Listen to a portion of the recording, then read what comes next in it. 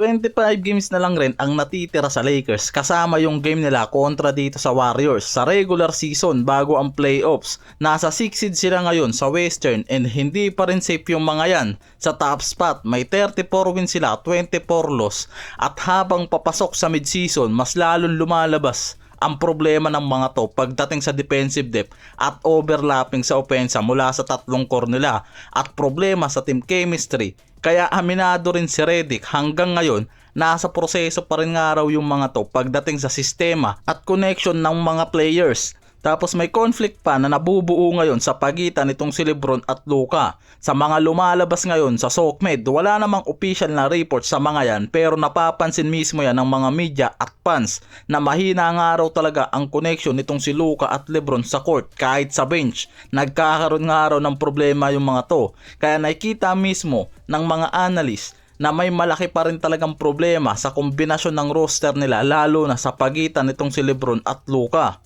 Pinapansin din kasi nila dyan yung kailangan nga raw ng Lakers ng malakas na defender at mas mga batang key players na mas makakasabay nga raw sa style ni Luka, na kailangan nga raw ng mas mabilis at mas malawak na spacing para tumaas ang opensa nila, at kailangan nga raw kasi kay Luka ngayon na mas malakas na defender ang kasama sa lineup kaysa samahan ng ball dominant tulad nga ni LeBron at Austin Reeves. Sinundan pa yan ang criticize nitong si Byron Scott na NBA analyst na nagsasabi nga raw na kailangan na talaga ni LeBron at ng Lakers mag-umpisa ng part ways ngayon, lalo na sa mga data stats na lumalabas nga raw na hindi talaga compatible ngayon itong si LeBron sa kombinasyon ni Luka at Reeves, at mataas ang winning percentage ng duo ni Luka at Reeves lalo na kapag hindi nga raw kasama si LeBron sa game. Malalim na rin kasi talaga ang usapan pagdating kay LeBron sa part ways sa Lakers dahil nga nakikita na kung mag-e-expire nga ang contract ni LeBron ngayong summer, mas magkakaroon ng malaking cap space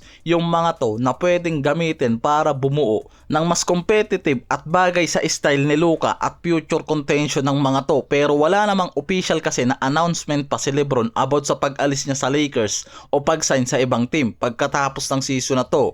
May mga unang na commentaries na lumalabas kasi na pwede nga raw i-consider si LeBron na mag-pay cut kung sakaling hindi to umalis o magdesisyon rin ang Lakers na panatilihin siya sa roster. Yan yung nakikitang strategy kung sakali nga na hindi rin umalis si LeBron, mag-pay cut yan at magbawas ng salary para nga makatulong sa Lakers na makapag-rebuild pa. Dahil nakikita na ang Lakers malinaw na kailangan pa rin ng isang malakas na wing threat na makakapag-stretch sa court kasama si Luka at Austin Reeves ngayon. Ang problema kasi ang Lakers nakagawa lang ng isang trade sa deadline para kay Luke Kennard, kaya malinaw na hindi na sila pwedeng gumawa ng trade habang umaandar ang regular season dahil close na ang trade market pagkatapos ng trade deadline.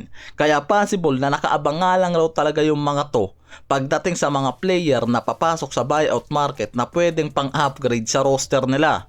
Bago pa kasi ang deadline, marami ng mga report na ang Lakers nag-inquire sa Pelicans tungkol sa possible trade kay Trey Murphy.